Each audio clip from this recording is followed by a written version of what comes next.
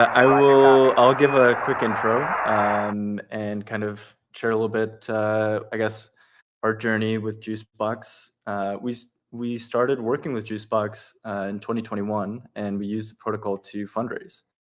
And since then, JuiceBox has evolved a lot. MoonEY has evolved a lot. JuiceBox has been working on the new V4 version of the JuiceBox protocol that just recently launched. And alongside that has a bunch of other projects that use the V4 protocol, including RevNets and including a few examples of projects that are following that sort of RevNet philosophy. And oh, did I lose you guys? Well, no, okay, nope. I'm here. Good. And cool.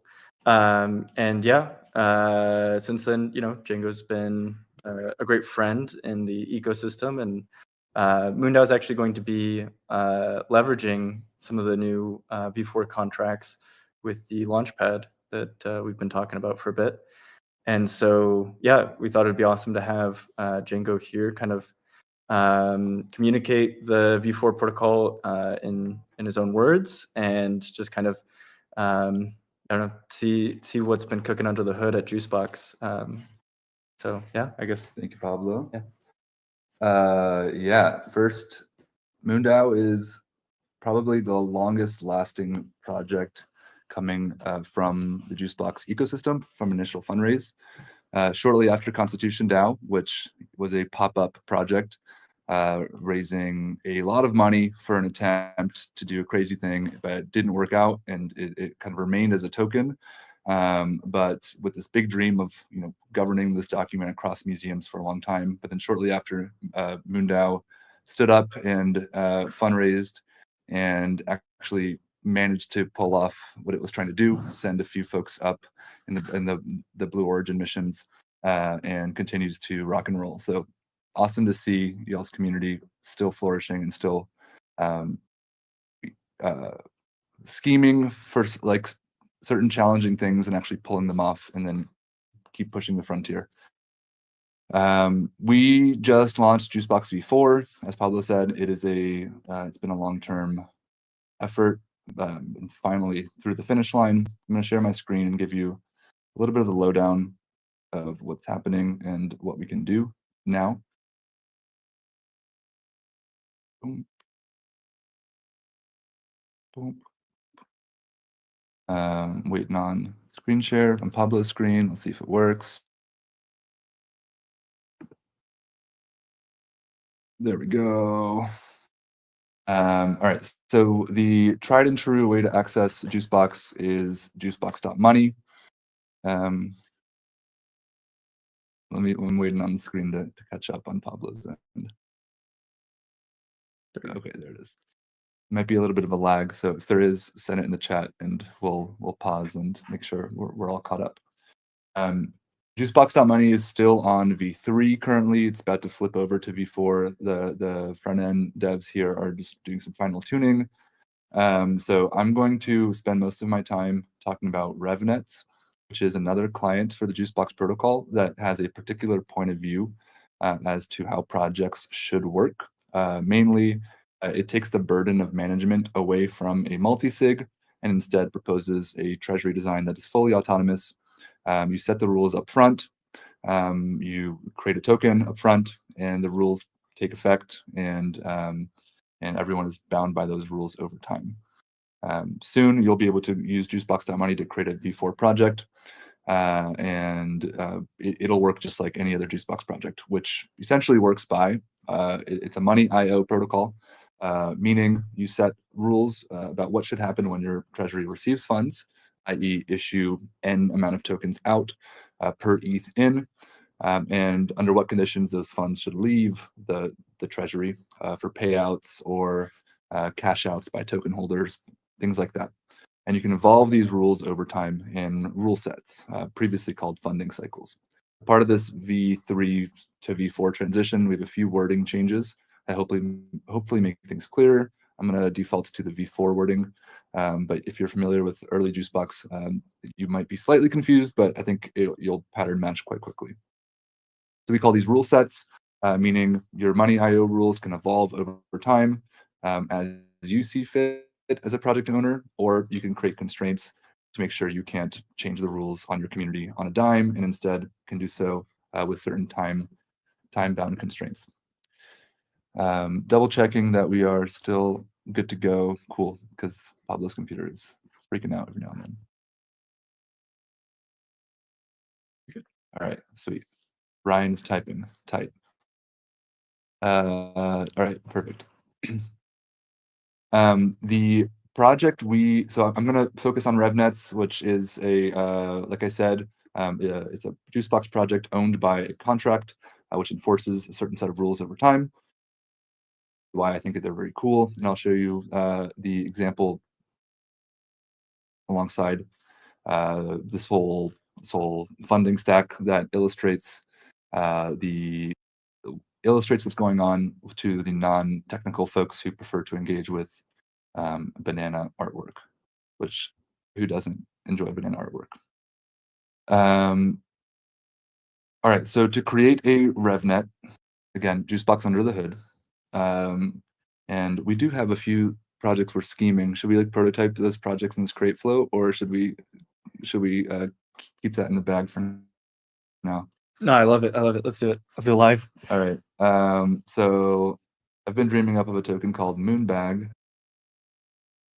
Moonbag at Mari Christium. That name sounds familiar. So you set very kind of tight parameters about, or rather, this is just kind of the look and feel of what you're going for. To give you an example of what this looks like once you've deployed, this is kind of the stuff that shows up here, and your about section is down here. So once you've set that, you set very simple rules. Again, what happens when funds come into your treasury?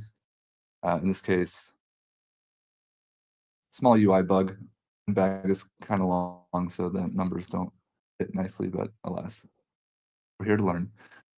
So, all right, let's say we want to issue 1,000 Moonbag per ETH come in. We want to cut. This is like, don't critique me for the actual specs here. I'm just going to bullshit some stuff. Once we actually think about launching this project, we'll tune it more carefully. But you can set, an issuance cut by 10%, let's say every 30 days, to make each payment coming in each month slightly favor the ones coming before. And you can add a split to split some of this issuance with either a team or an operating account or a certain set of commitments you already have. Say 50% split to MoonDAO. To MoonDAO.eth. We weren't able to get the just MoonDAO.eth, unfortunately.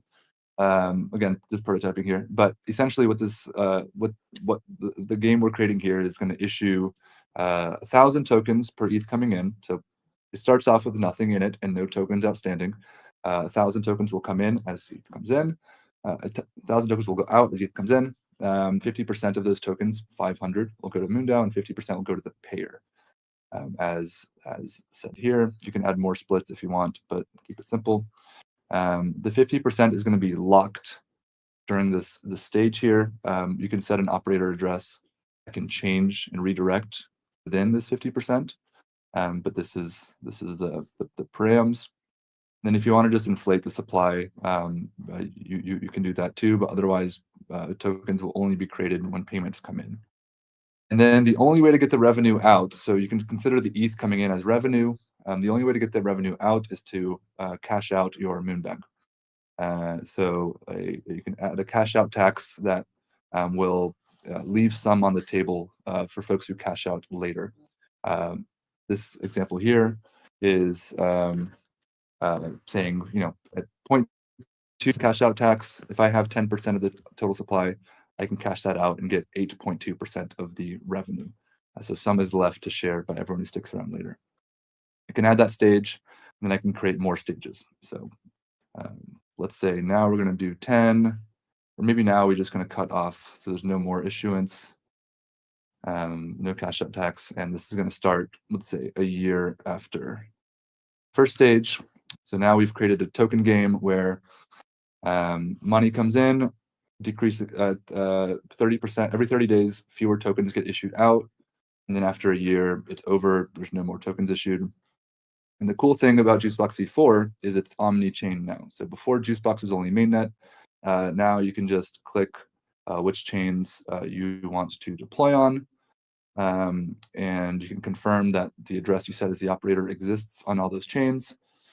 And you can confirm again the splits exist on all those chains. And then what you can do is get quote.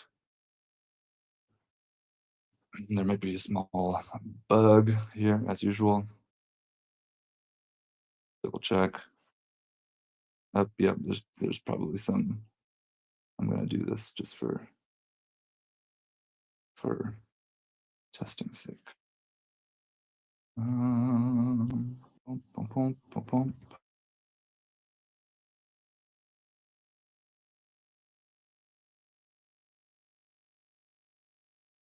Good quote. Nope. Yep. There. And then you'll be able to deploy your project.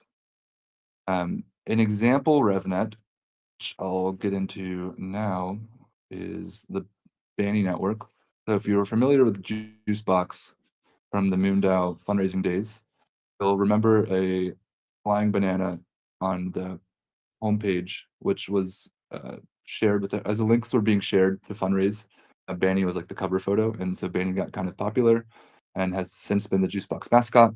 And so we to celebrate V4, we made this collection. This website is made by Perry, who's also was the original author of the JuiceBox website, juicebox.money. And this website's super fun, and it commemorates a few things throughout JuiceBox history, including MoonDAO. How it works is there's a set of bannies you can choose from, banny bodies. We'll go with this pink one for fun here now. Each of these exists on various blockchains. And then we've dropped this first drop of outfits that you can use to decorate your banny. Let's definitely let's do a full astronaut banny. We'll go through the whole collection here, but we'll just outfit in kind of astronaut suit, astronaut boots, astronaut head, and let's add some cheap beer that we're holding. Of course, I'm going to the moon with some beer. And we are going to take place in a hayfield because this is the most moon-like background we currently have. What if the moon was just a big hayfield? And then what happens is once you check out, you can, depending on which chain you're connected to, you'll mint there. And the revenues from the sale will actually get piped directly into the BAN RevNet, which currently has this set of issuance rules and operates on these stages, just as we saw in the crate flow. So you, alongside your assets, will also get BAN tokens, which you can participate in the network with. And instead of governance, there's no governance in RevNet. By participate, I mean you can cash out your tokens to access some of the network's underlying revenue. Or you can hold your tokens, and as the network grows, as more bannies are minted, as Banny becomes more popular, or as the idea of omni-chain JuiceBox v4 starts to take hold, then hopefully this network grows, and then your ban is worth more as revenue continues coming in throughout these various stages over time. So that's kind of the lowdown of what we've been doing at JuiceBox. RevNets are great for more like a hands-off, like tokenized structure to tokenize revenue and fundraises. Kind of like Bitcoin, it doesn't really like the fact that Bitcoin is limited to 21 million tokens, and that the halvenings are every so and so number of blocks. Those numbers don't really matter. What matters is everyone knows those rules and they're gonna happen. So similarly, there's no right or wrong way to set up a RevNet. You kind of want an approximate, you want values that approximate what you're trying to go for, like how much splits you want to control, etc. but the numbers are set in stone, and that gives everyone confidence to invest and to pay in, knowing that they know that the value of their tokens that they get out is fairly deterministic after that. That's the basics for JuiceBox v4. The coolest thing about the protocol itself that JuiceBox Money will also share is certainly the omni-chain deployer, meaning your treasury exists everywhere. You can pay in on any chain really easily, and you will get the band token on the chain that you paid in. It exists with the same address across blockchains. You can bridge them over. When you bridge a token from one chain to another, you also pull a percentage of the underlying revenue from one chain to the other. So you kind of have this extra effect when you bridge that is specific to JuiceBox. So hopefully this also clears up some of the complexity that folks go through when they're thinking about where they want to run their application or launch their token from. I know y'all have done a lot of work on Arbitrum, and before you did some on Polygon, and before it was on mainnet, and JuiceBox as well. We empathize with that like annoyance of having to choose one chain or another. So the goal here is to allow projects to run anywhere and allow their users to come from wherever they are. And I really appreciate MoonDAO, since a lot of like y'all's focus has been on how do you get non-crypto users involved. And hopefully we can work with y'all to keep making that easy for folks down the road. My quick little demo. I'll wait for questions here, and maybe follow Pablo's guidance on what's next, if you want me to riff on something else. Yeah, well, I guess in the meantime, while we're waiting for questions to flow in, so something that we've been tinkering with for a while here is the ability to allow teams in the MoonDAO network to leverage the JuiceBox protocol. And I guess I'm curious how, like, we get different kinds of people that are coming in to fundraise for different kinds of things, right? Mm-hmm. So some people maybe they want to crowd raise for a research initiative Mm-hmm. that may not necessarily have revenue piping in short term. Maybe it's kind of a question mark. How does this actually translate into revenue? I'm curious, like, how would you structure that? Is there still a way to use RevNets there when there's not as strong as like of a on-chain revenue outcome? Mm-hmm. Or maybe it makes more sense to plug in some of the V4 mechanics that don't kind of focus on the revenue side. I'm curious what your thinking is around that type of project. Yeah, it's a good question. I think it's worth going back to our vanilla JuiceBox setup. Really the only change once V4 does go live will be the omni-chain deployer. I think we can, there's probably some data plugged in here that got cached, but the most vanilla JuiceBox project you can create, let's say some example project. You're gonna write this very similar to a Kickstarter. So your project description, your logo, any links you have to socials, tags if you want to be indexed in the JuiceBox directory so folks can search. And then you'll have the main data structure in JuiceBox is called a rule set. You can either keep unlocked cycles of this rule set, meaning you can make changes at any time, or you can lock yourself into certain rules. In the most vanilla case, you just want to always have access to change it later. So we're going to leave it unlocked for now. And the most vanilla form of fundraising is money in, money out, right? So you get paid in and you want to make use of the funds. You don't want to do anything fancy with those necessarily yet.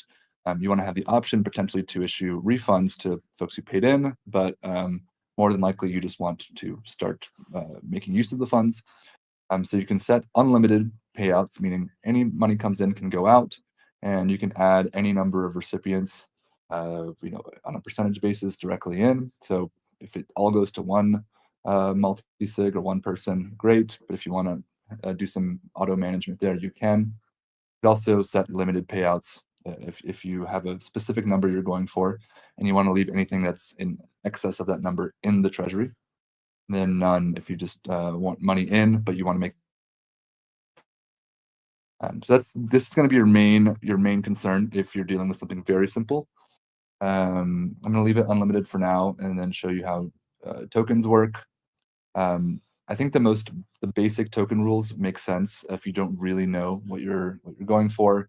It's just going to issue 1 million of your project's tokens per ETH coming in. These tokens are not ERC20. They're just a unit of account, essentially representing what came in. It'll give you a quick way to make moves later using this data set of contributors. But you don't really have to think too hard about what these tokens mean from the get-go. It really depends on what you do after. If you close your campaign or if you change the issuance rate later, then the initial issuance rate matters relative to those changes. But otherwise, you'll just kind of start this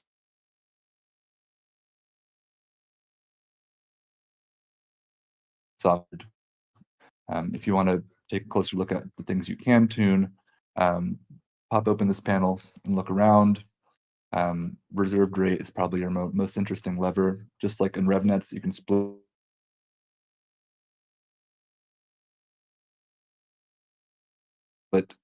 to a distribution of your tokens as money comes in. I'll leave basic for now. And then a cool thing that you can do that I think is useful for projects that either have a creative component or want to I'm going to put some banana art as an image, and you can give it a name, and then a minimum contribution, and then limited supply. So this is for like folks who want to kind of give their supporters a little bit of a suggestion as to what they should be contributing. You can do many of these tiers. So let's say 0.1 for this NFT, 0.01 for another one, and then like 1 Ethereum for like a gold star contribution or whatever. You can set those up here and they'll show up in your project like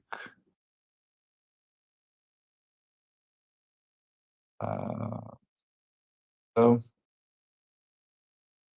And as you're paying in, it'll suggest the NFT that you should be getting with that payment.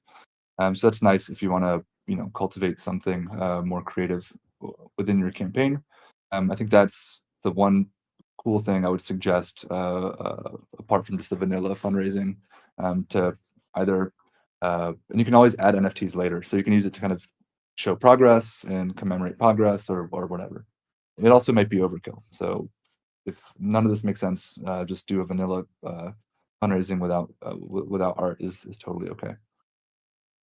And then the last thing you get to choose here is some constraints. If you want to add like a 1-day deadline, means if you want to make changes, you can do some at any time because we have flexible cycles, but your changes will only take effect in 1 day after your changes are proposed. So you can add a few checks and balances at the end here, and then you can deploy. So as you'll see, like this is a very complete way to set up a project, but the protocol is open. JuiceBox.money is just one of many potential ways to launch a JuiceBox project. I think the cool thing to do with moondao.com is abstract away the majority of this and just have a few very clear levers about that folks have to choose between to actually deploy a simple campaign. And once you do it on moondao.com, it'll show up on JuiceBox.money. It'll show up on any client that is indexing JuiceBox projects because it's all public information. It's all accounted for on blockchains. And that's kind of the beauty of it. But if you want the full controls for creating a project or using them, JuiceBox.money is trying to always offer that for us. Does that make sense? Makes a lot of sense. Got some questions in the chat. Let's read. Could a RevNet token be used for governance in the way MOONEY is used? Are there any advantages, disadvantages there? That's a good question. Yes, it can. It's an ERC20 votes token, just like any other ERC20 votes. So you can use it for on-chain governance or snapshot governance. The way I think about RevNet tokens usually is its primary function is to be a unit of account that is accounting for revenues, which doesn't necessarily mean governance. So in the case of JuiceBox DAO, JBX token holders, JuiceBox DAO, we govern a basket of RevNet tokens that are indexed, that are basically index revenue from V4 projects. So we do not treat the RevNet tokens as governance. We use our main governance body, in your case, MOONEY, would govern a bunch of, imagine MOONEY is governing a bunch of ETH and you want to invest in certain projects. You would invest in those projects, you would get back the RevNet token in exchange. And then you know that those tokens have an actual, it correlates to a non-zero value on chain, and it's kind of a receipt for that investment that you can keep up with over time and then cash out if you see fit any point in time. However, the short answer is yes, you could use it for governance if you have a particular like schema in mind.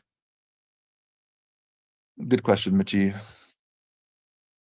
Mitchie, also, why aren't you here in Denver, Ming? Miss you. Question from Phil. Are projects built, designed here, intended to exist and continue in perpetuity, or is it strictly for time-bound things like fundraise campaigns? Great question. I'll give a few examples here. The past 6 months has been very heavy with DeSci projects. There was a big kind of bio wave in December and January. But a year before that, CryoDAO deployed their JuiceBox project in November of 2023 or December of 2023, around there. And Biohacker DAO deployed their project in early 2024. And they did so so they just deployed their project, as you see on screen here, flexible cycles, a set of rules, and then they just kind of got to work doing their thing. In the case of Biohacker DAO, they were doing conferences all around the world and always had a biohacker house, and we're cultivating their community that way, but would always use their project's link as kind of a call to action to socialize as they were doing their thing, and folks were asking, hey, where can I contribute? But there was no time-bound pressure. There was no expectation for the fundraise to finish. It was just kind of like a Patreon page where anyone can go in and contribute. And then I think Bali G caught wind of what they were doing and wanted to contribute a little bit more. And once they got that bigger sum into their project, then it started to call attention to more and more contributions. And once they passed, I think like 1 million raised, they decided to then change their project to time bound. And they started to create clarity around the idea that they were going to finish their campaign at the end of the month. I don't remember which month it was, but the end of that month. And so the campaign evolved from this long-winded, amorphous thing into something with structure and a final goal. And then they closed it off at the end of the month, stopped accepting contributions, and that was that. So kind of a hybrid approach there. But then more recently, and maybe it was because the market was, slow and flat for a long time, so it was harder to stimulate some time-bound excitement. But in December and January, when there was a little bit more market participation, projects like Hydra and Erectus and a few more really played a little bit more into the 2-3 week time frame for fundraising. So it was a very clear campaign where they launched it and really kind of made clear that we're trying to reach these big goals fairly soon to start to fund research. So it really depends on what the project is. It depends on the timing of things. When I talk to projects, I first try to understand everything about what they're doing, because it's impossible to just lay a template over that works over everybody. I think every project is slightly different. Every moment in the macro market is slightly different. There's no right answer. Sometimes you get it wrong too, and patience is going to be your friend there. But in general, what you want to do when you're launching a campaign is first get comfortable with the tools at hand, develop a sense of confidence on your own, because no one's going to contribute to your campaign if you're not confident in your campaign. So once you're confident in what you're trying to do, then you want to be very clear and consistent with the messaging. Consistency is very, very key. It's very annoying for you sometimes. For me, it is, at least. It's what I sometimes have the hardest time doing, but the consistency is really important. And then when you're trying to engage an audience wider than your tight-knit community, you really want to balance the more hardcore engineering research aspects of what you're trying to do, what you're trying to fund, the actual substance, with the more mimetic hooks that will pull people in and get the next person interested in what you're trying to do. So all of that matters. It's nice to have flexible tools, which is why JuiceBox is great. It doesn't really propose one way to do things. We can really adapt to the moment and to the project, and it's all indie, on-chain, open, decentralized. So fairly easy to pick and play and write your own front ends and whatnot. Good question there too.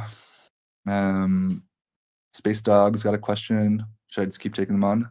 Sure. Yeah. Sweet. Would my project be a good fit? Flying human tended lunar construction method experiment advancing TRL on New Shepard. Need 350K to complete payment for my New Shepard flight. Thank you. It sounds like there's a story here, and you've kind of hooked me on I'm curious to know more. So I think just fitting an overview into one sentence there that doesn't really give too much away, but is I know what New Shepard is. I don't know what TRL is. I'm now curious. Technology readiness level, I believe. Technology readiness level. But I think the way you phrase that is an interesting hook, because I'm curious. I want to ask about what these things are, but there's enough there that I'm slightly hooked in. So it sounds like materially, yes, your project is a good fit because you're trying to fundraise for something that potentially has follow-on value that you can either generate and replenish the tank with, or the value is just in community engagement that you can kind of cultivate over time. But I think the cool thing about the way you phrase that is it also rides that line between something that's familiar to someone who's not that deep into space stuff. Maybe I'm 1 foot in, so how might you kind of hook one person who's a little bit further from space stuff than I am, but then also leaning into the actual work you're trying to do. So big +1 and trying to help hear out the other things that might be involved here. Yeah, and I can add a little bit to that as well. So we have a few people that are interested in managing a campaign that would support their spaceflight, and so that is actually one of our goals with the Launchpad as well, is to design treasuries that kind of fit that goal, and yeah, definitely talk about how we put together. Yeah.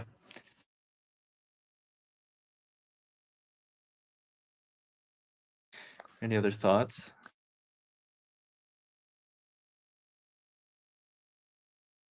Without having to start over. Yes, this is the biggest value prop of JuiceBox, in my opinion, is the structure that sits between the project and the funds. So you can either lock yourself into rules forever, or you can maintain flexibility, total flexibility. And the trick is to find that middle ground that is totally circumstantial. If you're an anonymous person on the internet asking for money, maybe you want more rules around your financing parameters, so that folks on the internet maybe have an ounce more trust into what you're doing. You see that we've seen that a lot lately with meme coins. These launch pads have these rules that anyone can launch a meme token, and folks will just kind of snipe and manage all of these liquidity parameters to try to take advantage of each other. But regardless of who launched it, all the way to the other end where like, a well-known researcher might launch a project, in which case legitimacy is already established. And if that person, some advantage of those, then they're going to lose reputation. And so doing so, maybe you need less constraints there and you can be more flexible. So again, totally circumstantial, but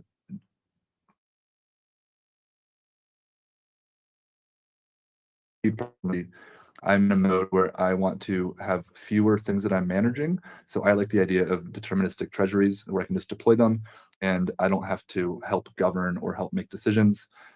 We can just kind of engage with them on a user level. Like I can just be a token holder alongside everyone else. But it's not the right decision for a lot of projects, especially if it's your full attention and this is the project you want to focus on and help shape over time. Then I think maintaining flexibility is a great idea. And something that I want to add as well is that so with something like Pumped Up Fun, where you are launching, I guess, on a bonding curve or something like that, and there is the worry that someone might quote unquote snipe the tokens, like just accumulate a bunch of them really, really early and kind of use bots to do that. One of the key, or what I think is one of the key advantages of using something like JuiceBox is that it's truly it's a fair launch token. So essentially, with each of these rule sets, everyone is receiving the same terms throughout that period of time, and so I think that makes for just a more ethical token launch. It doesn't kind of benefit people that might be a little bit more deeper in the weeds in terms of like the mechanics of launching a bot swarm that can just suck up a bunch of the tokens. So I think that differentiates a lot. It differentiates these types of token launches a lot from like a Hawk Tua coin or something where like things can go pretty wrong pretty quickly if the team decides to do something nefarious. Yeah, for sure. I mean, a lot of those projects, in order for the thing being funded to actually get to work using the money, they have to dump on their community. And this model is way more, folks are contributing to get a something out of it. Maybe it's a coin that you're giving certain value to in one way or another, but you're planning on using the underlying funds directly. It's not all feeding a market to then be used for manipulation. One comment from what I was saying earlier from Phil is any project you can come in and audit also all of the history of changes. These are all kind of the rule sets that came before.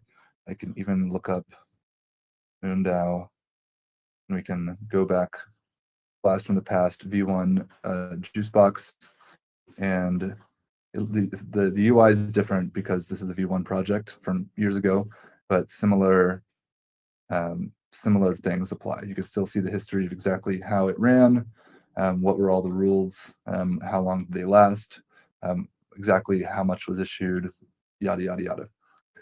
So all this is the big perk of on-chain projects and fundraisers and revenue is it's openly accounted for, and will forever be.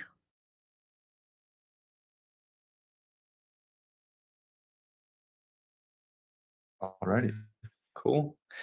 Well, yeah, that was awesome. I'm excited for the future of RevNets. I'm excited to incorporate this new philosophy and technology into MoonDAO to help support a lot of the teams and individuals that could benefit from them. And yeah, just really just excited that we've been able to work on stuff together for like years now. So it's just cool to have someone that we're totally running alongside. Cool.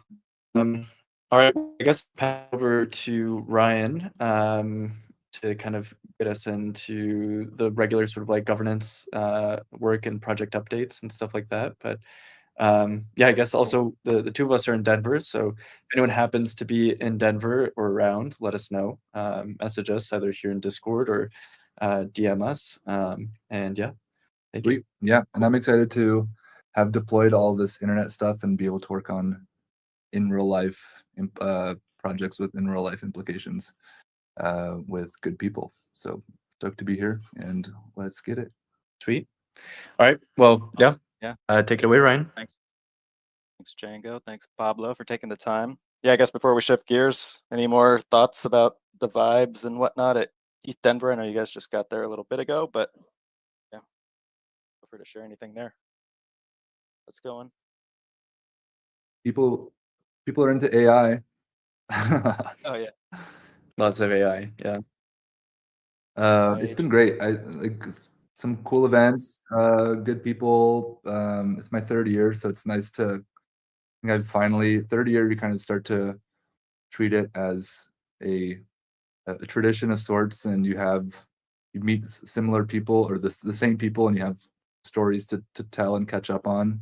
So it's nice to be in a community for a certain period of time. The previous few years, it was very much felt like an outsider, since I think crypto is very community based, and sometimes coming fresh from maybe someone who doesn't do as many conferences, it feels harder to find your way in without having built something, that's that strikes a chord in some way. But it's cool to just kind of make the tradition out of it. And I'm not a very social person, but the few people I do meet, those have been very valuable relationships to cultivate.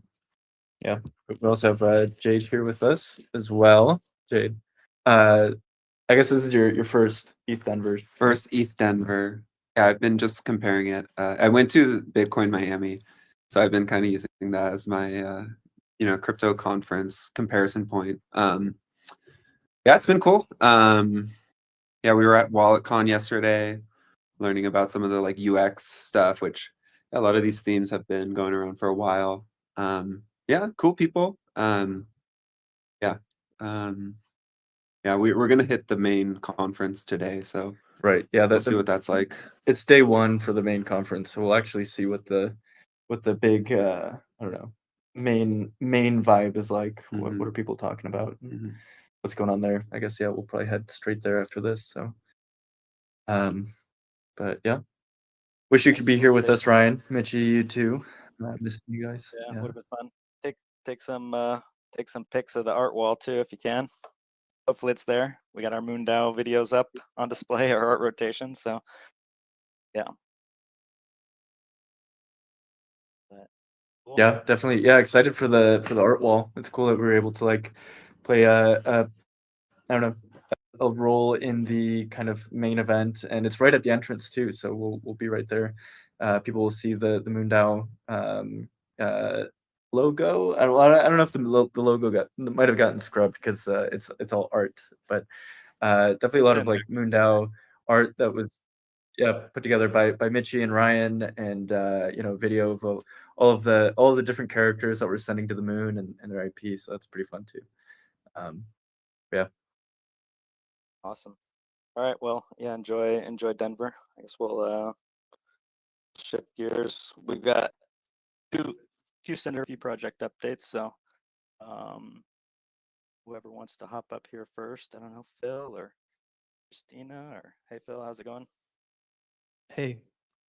Yeah, I have some exciting updates on the space-time card project. This week, the team gave a update, like a status update review of some of the progress. I posted pictures in the space-time card Discord channel and the highlights in the progress channel. The highlights, the short version is the testing has started. The CSEC works as described on the datasheet. The team was able to characterize the performance of the clock and like measure it and put those measurements into their system model. The system model was compared to real observations in the datasheet, and so far it matches pretty closely up until very short timescales. And so that's what will be improved next is modeling noise and doing some filtering to try to emulate the short-term performance so that they can tune stuff in software. Using that model, the phase lock loop, which is the algorithm that keeps the clock centered on the reference time, was implemented and tested. It works great. And the custom circuit board that hosts the actual hardware that would run that algorithm and all the get all the telemetry and supply power and stuff is in the final phase of design. And the advisors, including me and Ashley, are holding the team to a deadline of Tuesday, March 3rd, to actually send it off for manufacture. So I think the lead time for circuit boards like that is a few weeks. But in the meantime, the team can use the clock on the manufacturer's like closed source dev board, which is what they've been using so far. And then lastly, the mechanical stuff is in work too. We're building an enclosure that looks like a CubeSat to, as a visual demo, but also to make sure that the form factor is compliant. And last but not least, the overall cost of the clock so far is $7,669.23. Our goal with the project was, and the objective was to design and build the prototype for under $10,000. So not only is the team under budget, but the actual like sticker price of the prototype is also well under the target, which is good. I posted the presentation and the written summary of that review in the Discord channel for this project as well, if you want more details. And I'm happy to entertain follow-ups or talk about what other things you'd like to see tested. Awesome. Phil, sounds like some great updates, great progress being made there. Christina, if you're available, come up and update on the Sea and Space London. Hey, Christina, how are you?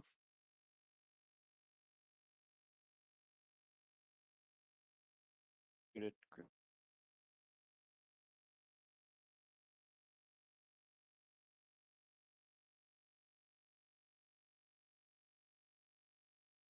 Well, I hear you, Christina, if you're trying to get your mic. I'm just talking away There and we I'm go. totally muted. Sorry about that.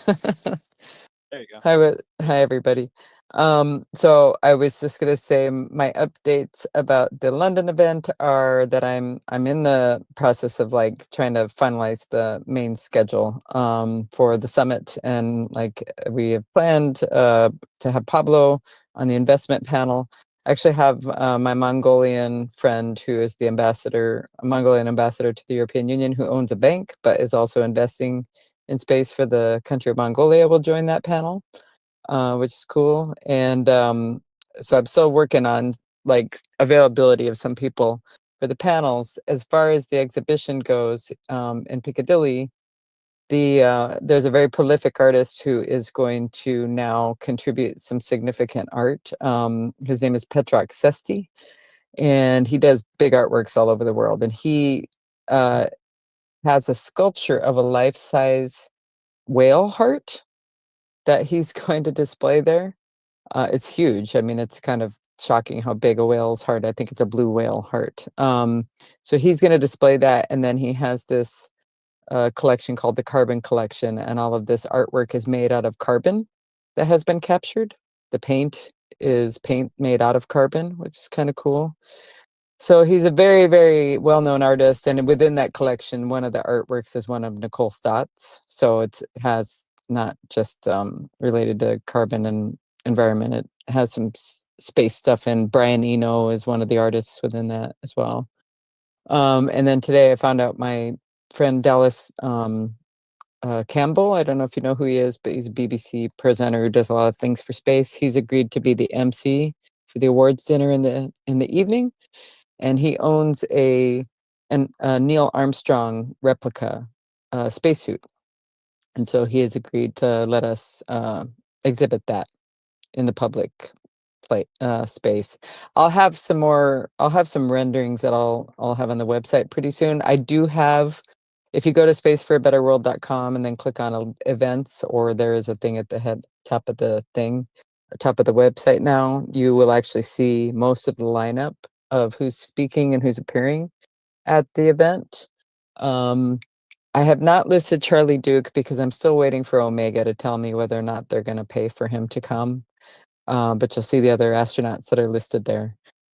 So I'm making progress. I'm still working on trying to get a bit more sponsorship to help me pay for some of the catering stuff and the sponsor reception. So still working really hard on that. It's been a bit of a challenging climate for raising money in this crazy world that we're in right now. Lots of people are normal sponsors that I have that usually contribute a lot of money or only just giving me a little bit of money for this kind of thing. So I'm going to keep working away at it, but it's coming together really nicely. And one of the things that the Piccadilly venue told us today is that they might be willing to let us stream some of the program of the dinner in the evening when the astronauts are on stage out on the big screen out in Piccadilly Circus. That's for the public part, because the dinner and the summit and all of that is really B2B private, invite only kind of opportunity. But to be able to stream what we're doing on the inside to the outside, I could never afford that. It's like hundreds of thousands of pounds. So today they offered to do that. I don't know what that means entirely. I don't know how long they will let us do it. So I might have to plan a specific like moment where we're kind of addressing the public out in Piccadilly Circus. But I don't know. I'll know a little bit more as we develop that. So otherwise, yeah, if you go to spaceforabetterworld.com and you can see at the top of the page, or you click on events, then you'll have at least the current lineup. I still need to add a few people who are not listed there, but you're on there, Pablo, as a speaker, listed as a speaker. I just haven't announced it yet because I've been trying to work out some details with the Piccadilly venue, and then I'm probably next week sometime I'll actually do like a public announcement on a broader sense than just putting the website up. Cool. Thank you. Oh, and one thing to add, I will have some tables and some tickets to sell, but I don't know how many yet, which is why I haven't announced that yet. Awesome. Yeah, we'll have to get that in the marketplace too at some point. But yeah, I shared the link to the direct to the events tab on your page in the chat here, so people can check it out. But yeah, thanks, Christina. Give a brief update on the MWO to the moon mission. Yeah, Pablo and crew is in Denver. We've got the art wall display going on through East Denver, but just really amazing coincidence of timing. The Firefly Blue Ghost lander is set to touch down hopefully on the moon during like the closing party for East Denver here on March 2nd in the early AM US time. So that'll be a pretty big deal. We've got the private key embedded on the Golden Pyramid via LifeShip, and got already some small like bounties in there at this point in time. But it'll be a big moment for Moondow to touch down on the moon with that, and the constitutions and other items from the LifeShip there. Yeah, Pablo, I guess we can get some any updates, I guess, with Launchpad and the token project. Yeah. Well, yeah, I guess first of all, it's really cool to hear all the progress on all these different initiatives with the time card, and yeah, Christina, it's also great that you're able to just get so many awesome people in one room. Looking forward to London. And yeah, yeah, we did a great Twitter space yesterday too to kind of talk about the art wall, and then also the private key that we're putting up in Mari Christenum. So yeah, can you guys hear me? I just might have lost you guys. Nope, I can hear you. Okay. Sorry. So yeah, I guess with the other two projects, the Treasury management project and the Launchpad. So yeah, I guess there might be some progress that's been made that I'm not up to date on because yeah, just through travel and stuff, I haven't been able to meet with the Launchpad team. But as of Monday, and maybe Ryan, you want to fill in here, the designs are pretty much all we're ready to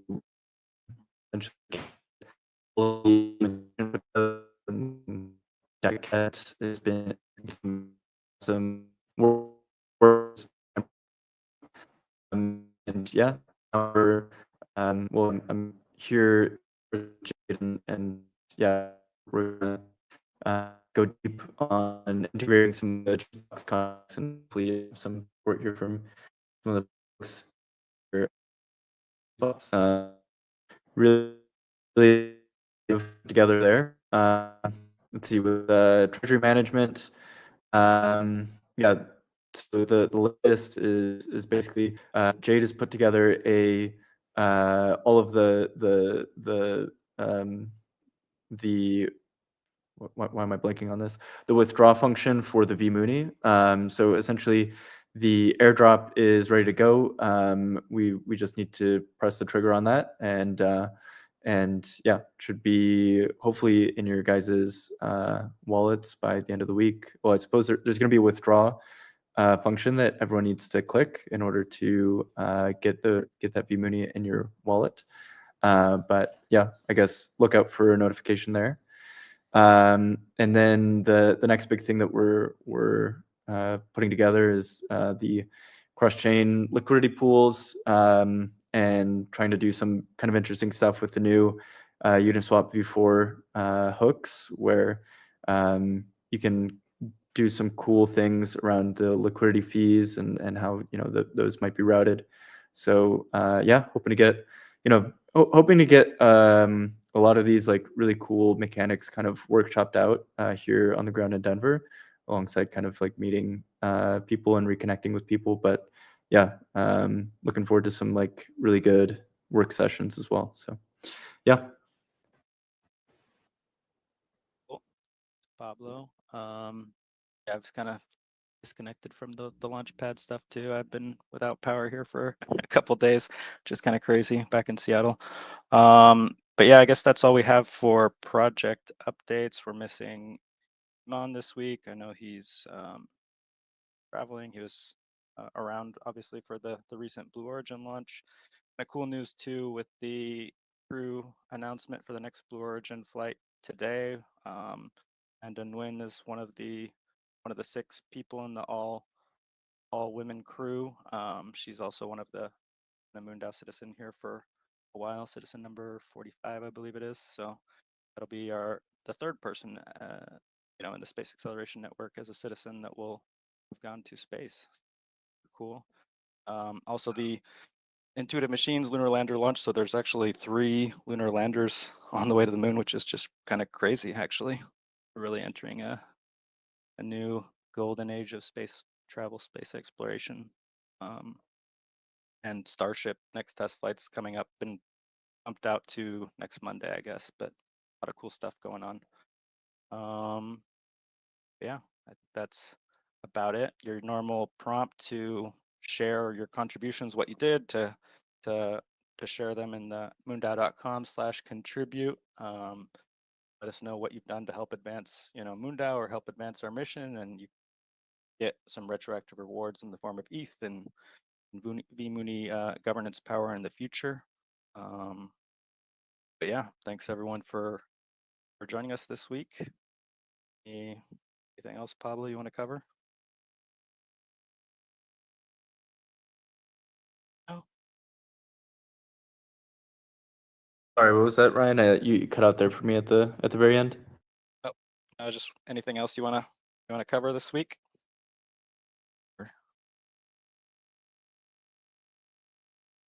Yeah, you're coming in and out for me, but I think I pieced it together. Nothing else from my end. Just excited to be here in Denver and reconnecting with everyone. There's some really cool events happening throughout the next few days. So hopefully we'll have some cool updates for the community, and we'll see what comes out of all of this. It's always interesting to see what sort of emerges from all of the ETH folks getting together. So Awesome. All right. Well, thanks everybody for joining us. We'll see you next week, same time, same place. Sounds good. Thanks, awesome. guys. Thanks, everyone. Welcome to MoonDAO, a revolutionary governance model and mission-oriented community that's reshaping collaboration in the space industry. Our mission is to create a self-sustaining, self-governing settlement on the moon to act as a launch point into the cosmos. MoonDAO is governed like a nation, with its own economy, constitution, voting system, treasury, elections, and senate, but internet native, and so without the limitations of geography. In 2022, we sent our first member to space, showcasing our model's capacity for real-world impact. Now, we're implementing key solutions for global collaboration in the space industry. We offer a borderless, permissionless platform that enables everyday people to participate in the future of space development and exploration. Be part of our lunar legacy and join the MoonDAO movement today.